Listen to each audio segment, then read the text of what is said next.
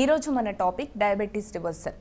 అయితే డయాబెటీస్ ఒక్కసారి వచ్చిందంటే లైఫ్లో మళ్ళీ అది తిరిగి సాల్వ్ అవ్వడం కష్టం అని చెప్పేసి చాలామంది నమ్ముతూ ఉంటారు. అయితే ప్రజెంట్ ఉన్న రీసెర్చ్ అంటే రీసెంట్గా వచ్చిన రీసెర్చ్ అయి ఉండొచ్చు, అడ్వాన్స్డ్ టెక్నాలజీ అయి ఉండొచ్చు, లేదు అంటే లైఫ్ స్టైల్ మోడిఫికేషన్ అయి ఉండొచ్చు. సో వీటిని ఉపయోగించుకొని మనం డయాబెటీస్ని రివర్స్ చేసుకోవచ్చు.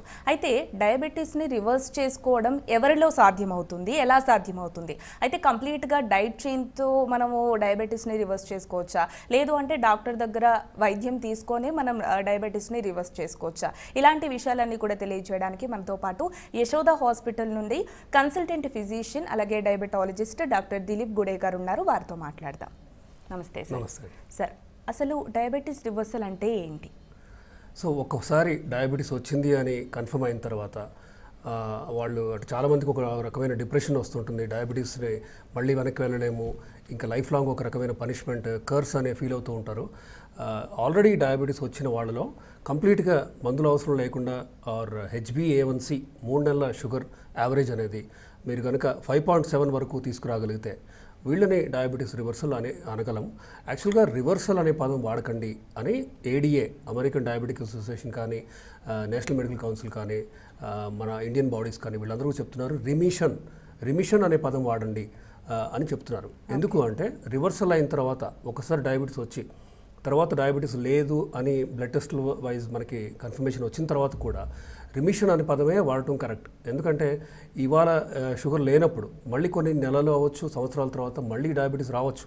సో ఇది పర్మనెంట్ స్టేట్ కాదు కాబట్టి రివర్సల్ అనే పదం వాడొద్దు అని ఒక రికమెండేషన్. పైగా పేషెంట్స్ కూడా ఇంక నాకు మళ్ళీ డయాబెటీస్ లేదులే అంటే డయాబెటీస్ వచ్చిన తర్వాత అనే ఒక రకమైన లైఫ్ స్టైల్ చేంజెస్లో కూడా అజాగ్రత్తలు పాటించడం, లేజీగా ఉండి మళ్ళీ బరువు పెరగటం కానీ అన్హెల్దీ లైఫ్ స్టైల్ ప్రాక్టీసెస్తో తిరిగి డయాబెటీస్ రావచ్చు. కాబట్టి రివర్సల్ అనే పదం వాడకండి, రిమిషన్ అనేది రైట్ వర్డ్ టు యూజ్ అని అంటున్నారు. అయితే టైప్ 2 డయాబెటీస్ అంటే ఏంటి సార్? ఇది కూడా మనకి రివర్స్ అవ్వడానికి ఛాన్సెస్ ఉంటాయా? సో డయాబెటీస్ రివర్సల్ అనేది టైప్ 2లోనే సాధ్యం అండి, టైప్ 1లో సాధ్యం కాదు. ఎందుకంటే టైప్ 1 డయాబెటీస్లో మనం ఇన్సులిన్ బేస్డ్ థెరపీ మాత్రమే ఇవ్వాలి. In fact 3 times or 4 times per day మనం లాంగ్ యాక్టింగ్తో పాటు షార్ట్ యాక్టింగ్ ఇస్తేనే టైప్ 1 డయాబెటిక్స్ పేషెంట్స్లో మంచి షుగర్ కంట్రోల్ అనేది సాధ్యం. ఎందుకంటే ప్యాంక్రియాస్లో ఉన్న బీటా సెల్స్ నుంచి ఇన్సులిన్ ప్రొడక్షన్ టైప్ 1 డయాబెటిక్లో 0. కాబట్టి మనం కృత్రిమంగా బయట నుంచి ఇన్సులిన్ మాత్రమే ఇవ్వాల్సి వస్తుంది.